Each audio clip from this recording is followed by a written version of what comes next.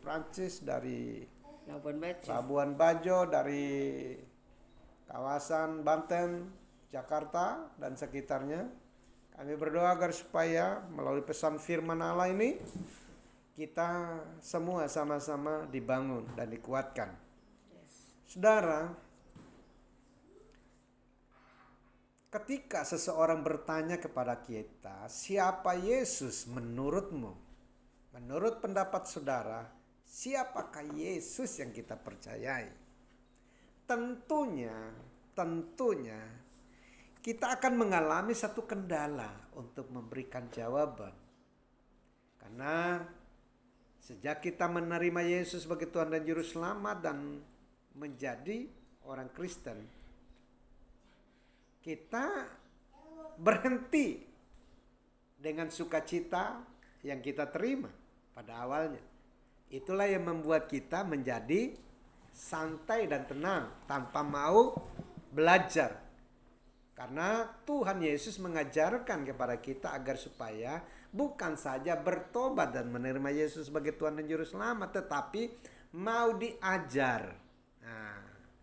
Mau diajar supaya kita memiliki pengenalan yang benar akan Kristus Yesus yang menjadi Tuhan dan Juru Selamat kita. Ini masalah. Ini yang menjadi persoalan sehingga saat kita hidup sebagai orang Kristen, kita menjadi orang Kristen yang pasif. Orang Kristen yang pasif. Siapa orang Kristen yang pasif? Orang Kristen pasif adalah orang Kristen yang sekedar beragama. Orang Kristen yang sekedar beragama, saudara. Inilah yang mengakibatkan, inilah yang menyebabkan saudara dan saya menjadi umat Tuhan yang kerdil. Pengikut Yesus yang kerdil. Pengikut Yesus yang bantet. Mengapa bantet? Memang enak roti bantet dimakan. Ditelan aja susah, digigit aja susah. Kayak makan kulit kayu. Demikian pula rasa dari iman seorang Kristen yang bantet. Kurang pengetahuan, celaka saudara. Kurang pengetahuan akan Allah itu celaka buat kita. Karena kita akan menjadi, menjadi ladang subur bagi penyesat-penyesat. Kita akan mudah disesatkan. Kita akan mudah dibelokkan. Iman kita akan mudah terkecoh di sana. Iman kita akan mudah tergoncang di sana. Amin, saudara? Amin. Haleluya. Nah, oleh karena itu, saudara, pagi ini kita mau belajar bersama-sama tentang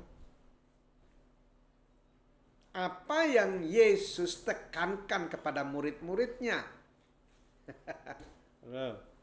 Coba kita renungkan baik. Murid-muridnya yang makan bersama, duduk bersama, berjalan bersama, tidur bersama, hidup berdampingan selama 3 tahun. Sama-sama dengan Yesus. Kemana Yesus pergi mereka ada. Tetapi Yesus masih mengsangsikan pengenalan mereka terhadap pribadi Yesus. Makanya pertanyaan ini diajukan oleh Yesus dalam Matius. Yang ditulis oleh Matius. Yaitu Matius pasal yang ke-16 ayat yang ke-15. Singkat ayat ini tetapi dalam. Luar biasa maknanya buat saudara dan saya. Untuk kita renungkan. Jadi kita perlu merenungkan ayat yang ke-15 ini dengan sesungguh-sungguhnya. Matius 16 ayat 15 berkata, lalu Yesus bertanya kepada mereka, kepada murid-muridnya.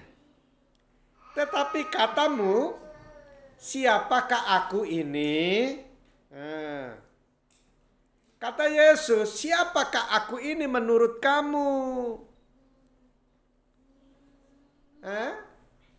Jangan menurut sono. Menurutmu, menurut pendapatmu, siapakah aku ini? Kata Yesus. Dan pastinya variasi jawaban-jawaban dari murid Yesus. Nah, ketika pertanyaan yang sama diarahkan kepada kita, apa yang dapat kita katakan, saudara? Murid-murid Yesus, Petrus menjawab, Engkaulah Tuhan, Engkaulah Guru, Engkaulah Raja, Engkau Mesias. Tetapi Yohanes pasal 14 ayat yang ke-6 berkata, kata Yesus kepada mereka, ketika saudara dan saya meyakini, mempercayai, mengenali Allah dengan benar. Ini kesaksian Yohanes tentang siapa Yesus. Dalam Yohanes pasal 14 ayat yang ke-6. Maaf. Sesungguhnya Yesus mengutarakan siapa dirinya yang ditulis oleh Yohanes. Yesus berkata, Akulah jalan dan kebenaran dan hidup. Tidak ada seorang pun yang datang kepada Bapa kalau tidak melalui aku. Akulah jalan, kebenaran, dan hidup. Jalan, kebenaran, dan hidup. Dan tidak seorang pun yang datang kepada Bapa kalau tidak melalui aku. Jadi pertanyaan tentang siapa Yesus ini, Yohanes mengungkapkannya melalui Yohanes pasal suratnya. Dalam suratnya, Yohanes pasal 14 ayat yang ke-6. Yesus memperkenalkan dirinya pada murid-murid. Dan pagi ini Yesus juga memperkenalkan dirinya kepada kita.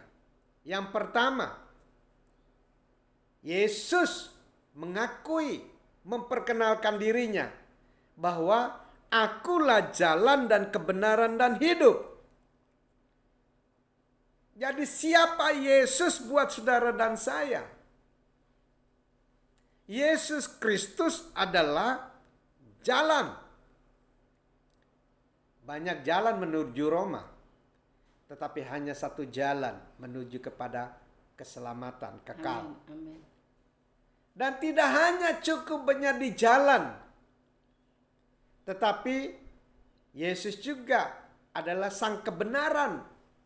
Dan tidak cukup menjadi jalan dan kebenaran, Yesus juga adalah kehidupan.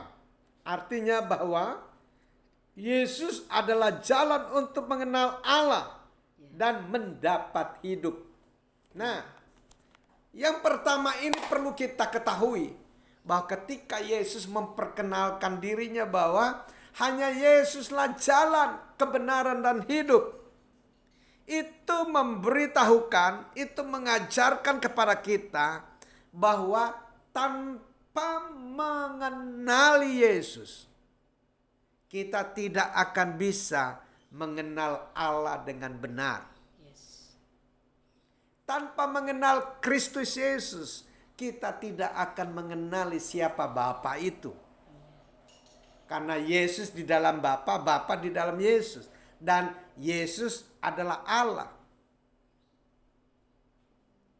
Oleh karena itu saudaraku yang diberkati Tuhan, untuk mengenali Bapa, kita perlu mengenali siapa Yesus. Yes. Amen. Dan sekarang Yesus telah memperkenalkan dirinya kepada saudara dan saya. Bahwa Yesus adalah jalan, artinya melalui Yesus kita mengenal Bapa. Amin. Dan ketika kita menempuh jalan yang ditunjukkan Tuhan, maka sang pemberi jalan itu akan menuntun kita daripada kebenaran kepada kebenaran. Yes. Ketika kita berjalan mengikuti tuntunan dan arahan, artinya mengikuti jalannya Tuhan, maka perjalanan kita itu dinilai oleh Allah sebagai perjalanan yang mengandung kebenaran. Jalan kita itu sudah benar, nggak nyasar. Jadi kalau saudara butuh ketemu Tuhan, ketemu Bapa, pastikan kita memilih jalan. Yesus berkata, Aku jalan kebenaran dan jalan kehidupan. Itu yang Yesus katakan. Aku jalan kebenaran dan jalan kehidupan. Itulah Yesus katakan. Aku percaya, amin. Di dalam namanya ada keselamatan kekal. Amin. Memilih jalan yang ditunjukkan Tuhan Yesus. Itu memilih jalan yang mengandung unsur kebenaran. Kenapa mengandung unsur kebenaran? Karena jalan itu tidak menuju kepada kebinasaan, tetapi menuju kepada kehidupan kekal. Kita bisa berjumpa dengan Sang Bapa, pemilik khalik langit dan bumi, saudara. Haleluya. Jadi saudaraku yang diberkati Tuhan, Yesus adalah jalan untuk mengenal Allah. Ketika kita mengenal Allah, maka berkatnya adalah kita menerima kehidupan. Karena cuma dua piagamnya, hidup atau mati. Mau hidup, kenali Bapa melalui pribadi anaknya Yesus Tuhan. Kalau mau mengenali Allah, kenali siapa Yesus Kristus Tuhan. Jadi sudah jelas buat kita bahwa Yesus adalah jalan menuju kepada Bapa. Amin. Dan ketika kita menempuh jalur ini, pasti kita akan menerima kehidupan, bukan kematian. Cuma dua pilihan, hidup atau mati, berkat atau kutuk. Haleluya. Itu yang pertama. Yang kedua, Yesus memperkenalkan dirinya melalui tulisan Yohanes ini, bahwa Yesus adalah dasar dari semua ajaran yang benar. Amin. Yesus merupakan fondasi, dasar dari sebuah ajaran yang benar. Yes. Ada banyak dasar, ada banyak doktrin di luar sana yang bisa-bisa kita yang mempelajarinya pusing 7 keliling, saudara. Karena begitu jelimet. Tetapi ingat, ini yang paling benar, bahwa Yesus adalah dasar, fondasi, doktrin Kristus. Tentang Kristus ini memberikan ajaran yang benar, yaitu berdasarkan Injil Kristus yang adalah firman Allah yang benar dan hidup. Jadi Yesus adalah dasar dari semua ajaran yang benar, yaitu berdasarkan Injil Kristus yang adalah firman Allah yang benar. Dan tidak hanya benar, dia juga hidup. Oleh karena itu barang siapa yang mengikuti Injil Kristus, yang mempercayai Injil Kristus, maka Injil Kristus itu akan mengajarkan kebenaran demi kebenaran yang memberikan kepada kita jalan keluar terbaik, menuntun kita untuk memperoleh hidup, hidup dalam kekekalan, hidup dalam keabadian, hidup kekal. Itu jaminannya. Nah, maksudnya adalah, maksud firman yang benar dan hidup adalah ketika seseorang mengimani firman atau mengimani Injil Kristus yang ia baca, yang didengar, maka firman atau Injil Kristus tersebut aktif memberi hidup bagi roh saudara dan saya.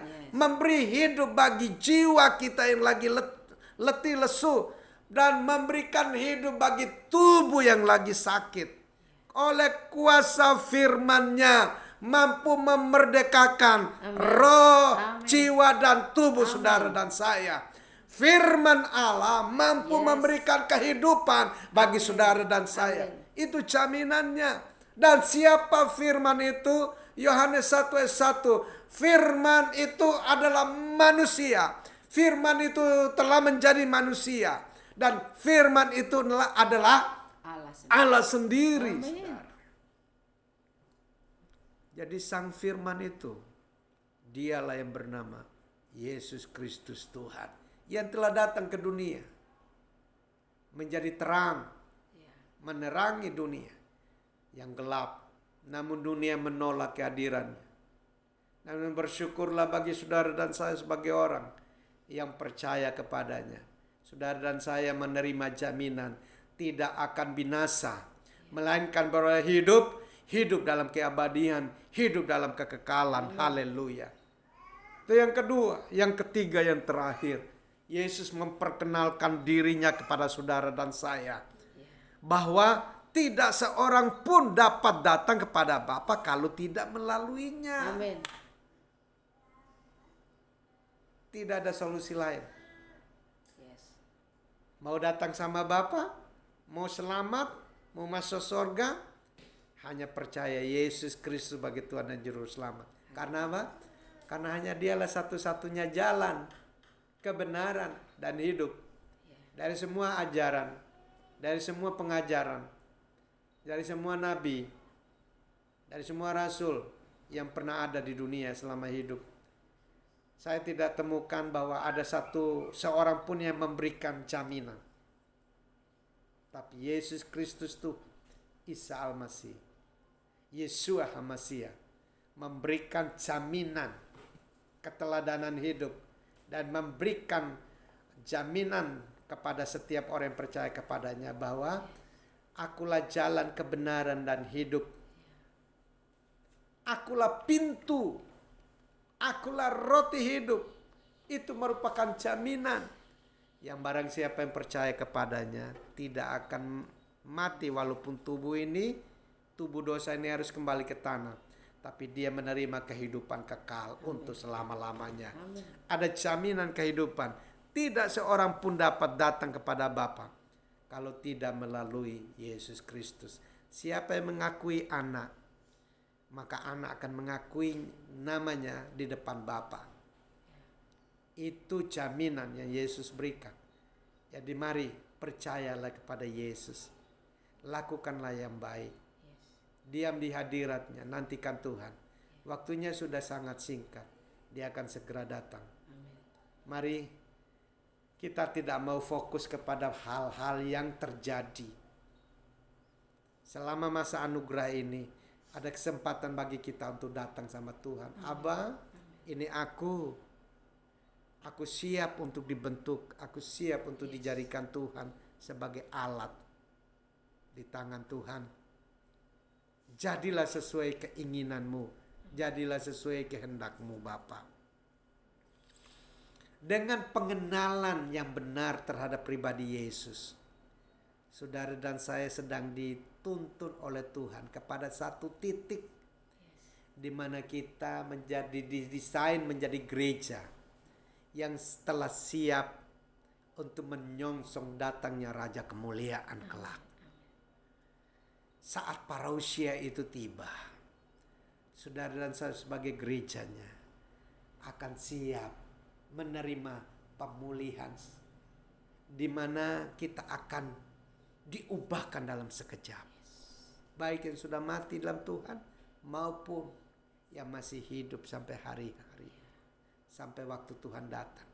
Kita sama-sama diubahkan oleh Tuhan, berjumpa muka dengan muka, dan menikmati keabadian bersama-sama dengan Tuhan.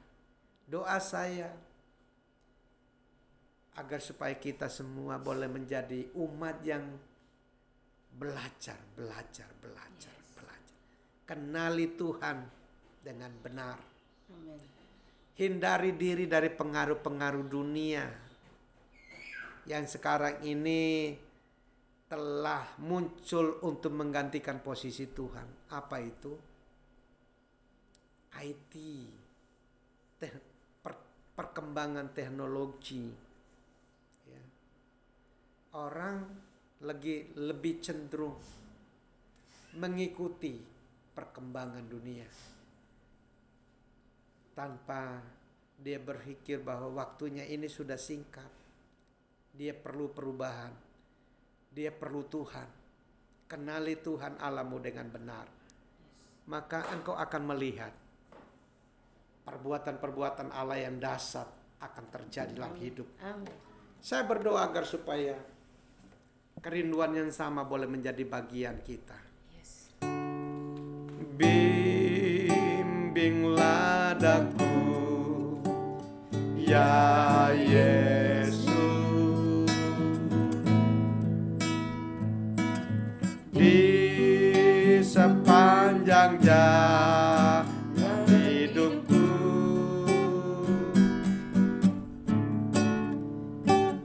firman-Mu bagaikan suluh,